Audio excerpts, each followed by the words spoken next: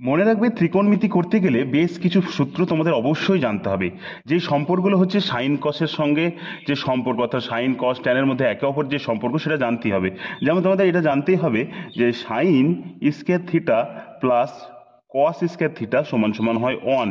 কেউ যদি এটাকে আবার অনেক সময় এভাবেও প্রমাণ করতে হয় যে সাইন স্কোয়ার থিটা সমান সমান -1 মাইনাস কস স্কোয়ার থিটা, অর্থাৎ এখান থেকে আমরা লিখতে পারি সাইন থিটা সমান সমান √1 মাইনাস কস স্কোয়ার থিটা। এটা হয়ে গেল 1 নম্বর।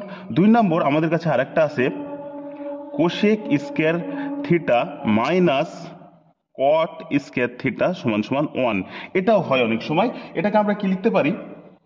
এটাকে আমরা লিখতে পারি, দেখো একই রকম ভাবে যদি আমরা এখানে কোসেকটাকে রেখে দিই, কোসেক স্কোয়ার থিটা, তাহলে এই দেখো কটটা ওইদিকে চলে যাবে, অর্থাৎ 1 প্লাস কট স্কোয়ার থিটা। তাহলে আমি যদি এবার স্কোয়ারটাকে সরাই তাহলে ওই দিকটা √ওভার হয়ে যাবে, অর্থাৎ কোসেক থিটা সমান সমান √1 প্লাস কট স্কোয়ার থিটা।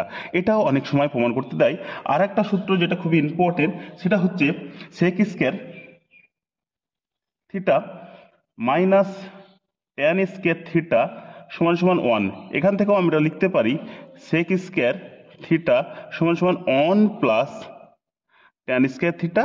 তাহলে আমরা এখানে লিখতে পারি কি, √ওভারটা যদি সরাই, স্কোয়ারটা যদি সরাই, তাহলে এখানে হয়ে যাবে √1 প্লাস ট্যান স্কোয়ার থিটা। তোমরা এই যে ইম্পর্টেন্ট 3টে সূত্র এবং সেখান থেকে কিভাবে সাইন কস এবং সেকের মান আসছে, কোসেকের মান আসছে, সেগুলো তোমরা জেনে রাখবা।